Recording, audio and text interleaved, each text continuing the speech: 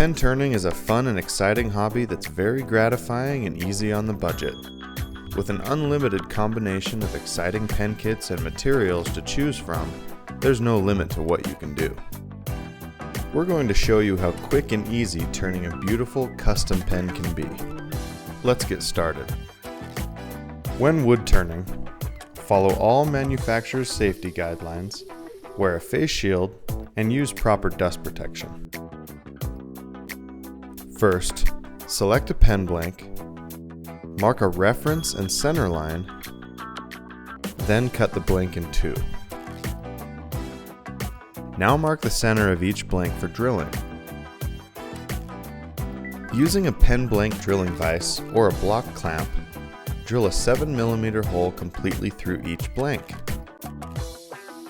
Now we'll prepare the brass tubes by lightly scuffing them with sandpaper.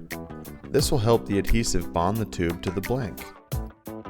Next, glue the brass tubes into the drilled blanks using CA glue or epoxy, making sure the end of the brass tube is not left sticking out of the blank.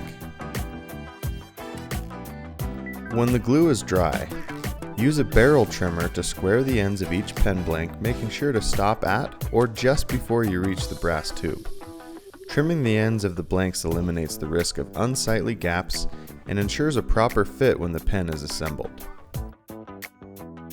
In preparation for turning, mount the pen mandrel into the headstock and assemble the blanks onto the mandrel in this order: bushing, blank, center mark towards the center of the mandrel, bushing, blank, with the matching center mark facing the first blank, bushing, then add the knurled tightening nut. The bushings act as a sizing gauge indicating the finished diameter of the pen blanks. The center marks on the blanks ensure proper grain alignment when the pen is assembled. Now we're ready to turn. Using a spindle gouge, turn the corners off the blanks, starting at one end of the blank, working toward the opposite end. Turn both blanks to a cylinder until they are slightly larger than the bushings. Now, remove the tool rest and sand the blanks, starting with 180 grit, sanding through at least 400 grit. With the lathe stopped, apply a liberal coat of Mylan's friction polish using a lint-free rag. Next, turn the lathe on to around 2000 RPMs and apply more friction polish, then buff. Allow the lathe to run for a minute or two between coats to allow the finish to set before applying the next. Adding multiple coats will result in a higher gloss finish. Now apply a small amount of Renaissance wax to a rag and lightly buff the blanks to a final finish.